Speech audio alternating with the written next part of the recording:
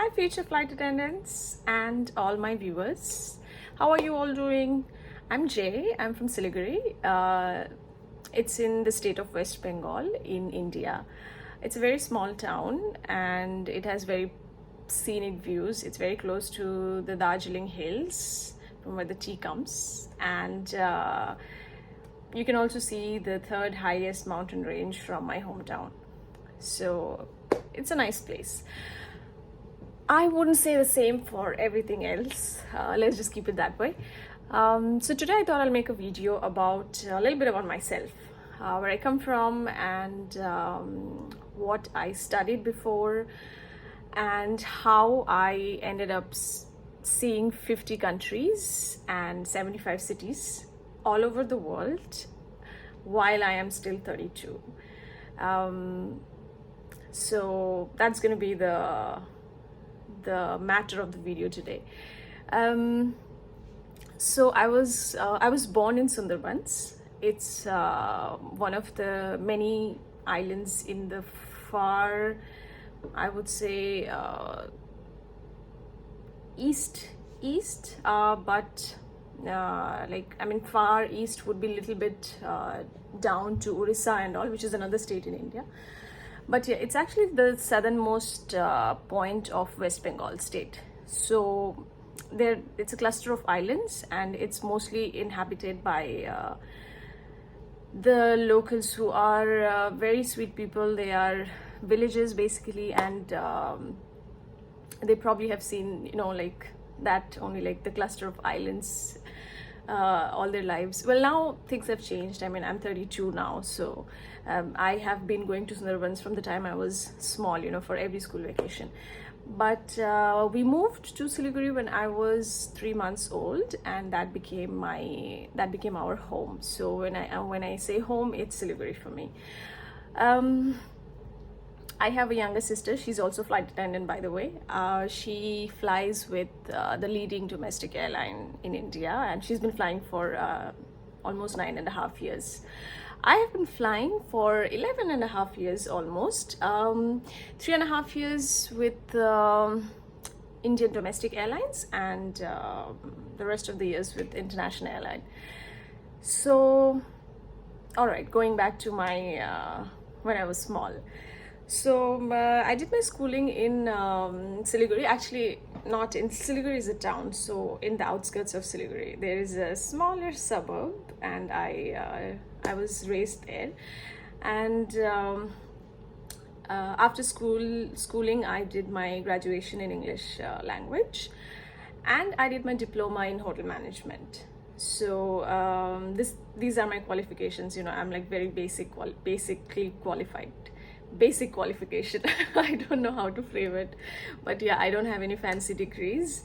I come from a lower middle class family. My father was working in a school, and my mother was a housewife, but she used to give tuitions to small kids.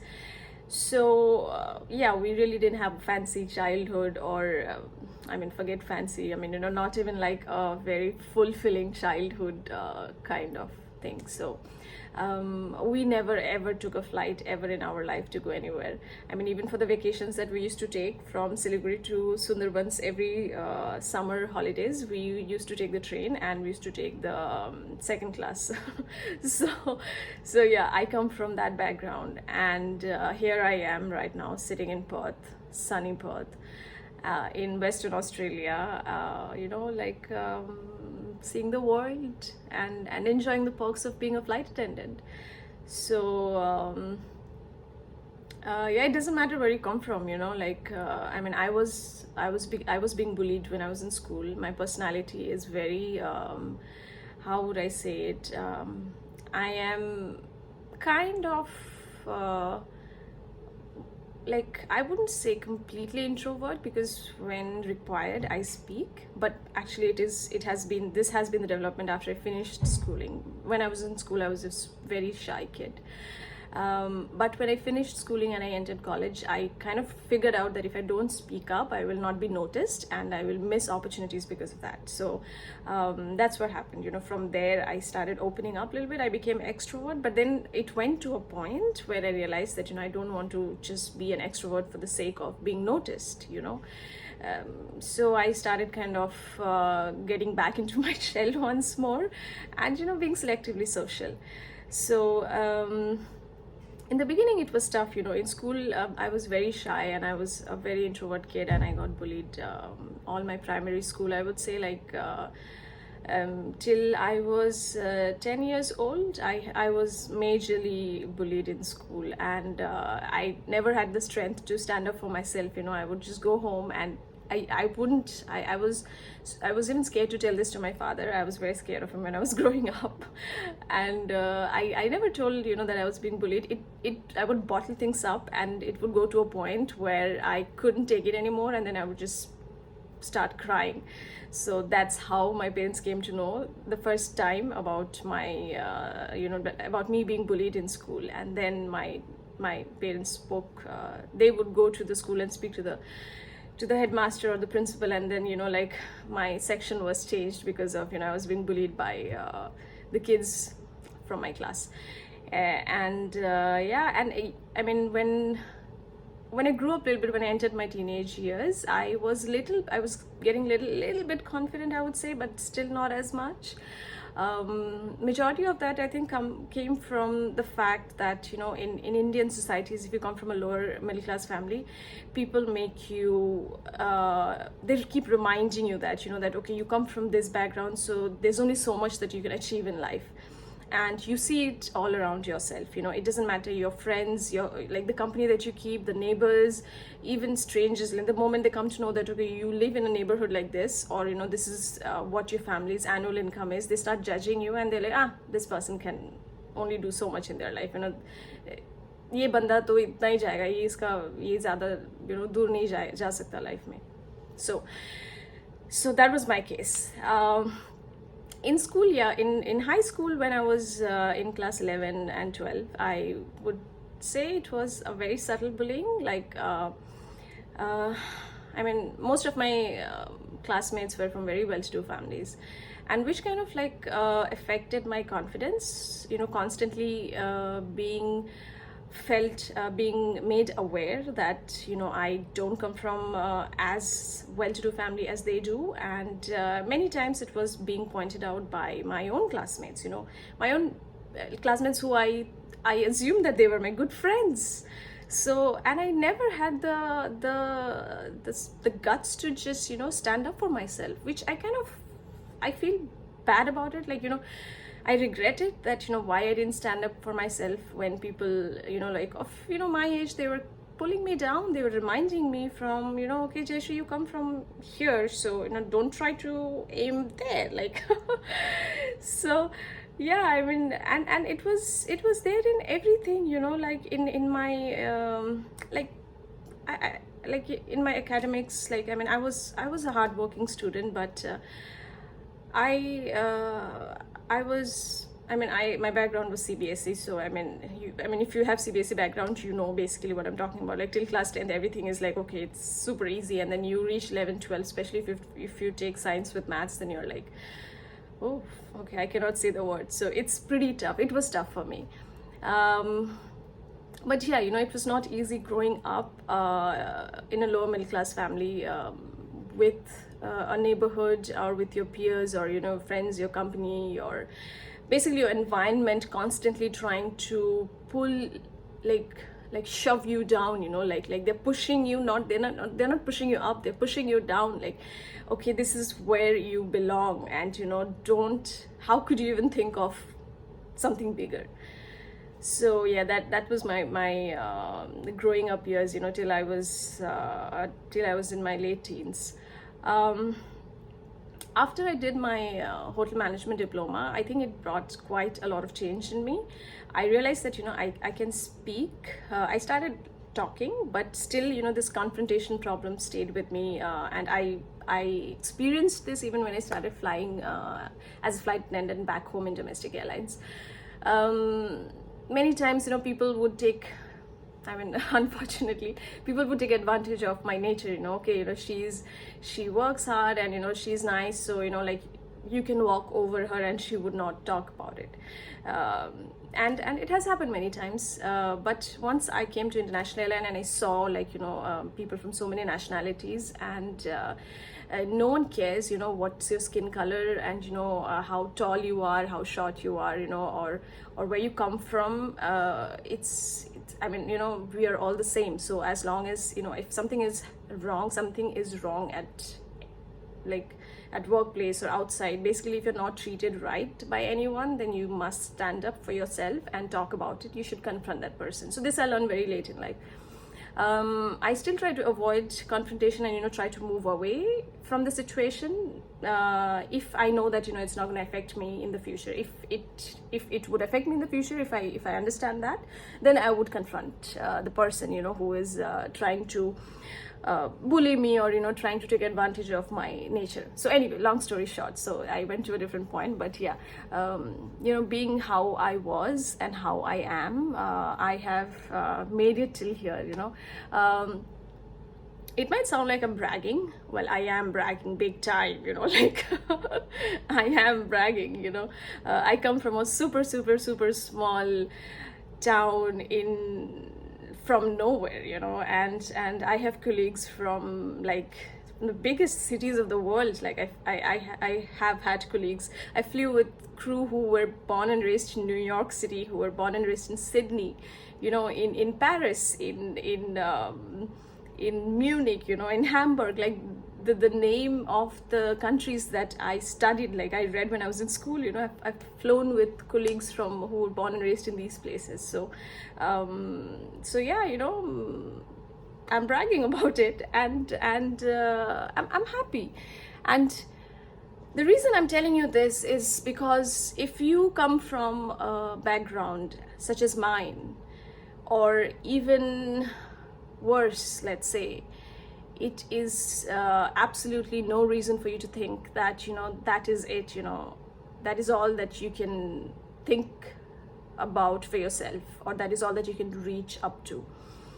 If you put your heart and mind into something, all you need to do is don't give up.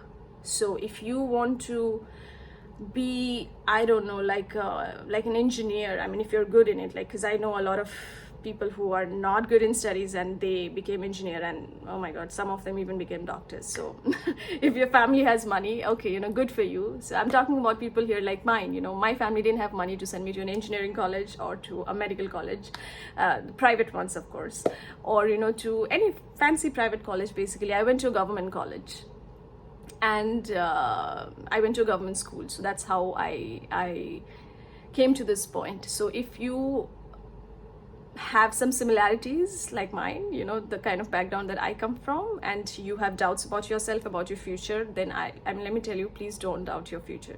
Because if someone would have told me back when I was in school that, Jayashree, you're gonna, by the time you're 30, you're gonna be, you would have seen half the world, and you would be working with people from all over the world, from the major cities of the world, I would not have believed, and I would be like puzzled. So but here I am, right? So I'm let me be that person to tell you that no matter where you come from, no matter what's your background, no matter how much is your family's annual income, like, let me make it very straight and loud and clear for you. If you want to reach somewhere, you just have to put your heart and mind in it and stay in the game. It's not going to be easy. I failed in many interviews. I lost count of, the first 4 years, like from the time I turned 18, I made another video about it, so I wouldn't go there. But yeah, it took me a while to be a flight attendant. But because I wanted to be a flight attendant, I really did not give up. I got rejected like God knows how many times, but I stayed in the game. So I would say the same for you. If you want to reach to a point, don't give up, okay? And yeah, there are problems. Sometimes your family might not be financially well off to support you in the career that you would really like. In that case, I would suggest you, like for example, if you want to be a pilot, or you want to I don't know, anything related to aviation comes like that in my head. So from the top of my head, I'm giving you this example. A course of commercial pilot license is super expensive. Like with your type rating and your license, you would spend almost 1 CR in Indian rupees, so which is like a hell lot of money. So what you can do is you can be a flight attendant, and this profession pays you really well, especially in international airlines. You save, and you save for a number of years, invest, so that you can make some profit out of it, and then by the time you give yourself 6-7 years, study for what you need to know once you go to that course, to do CPL.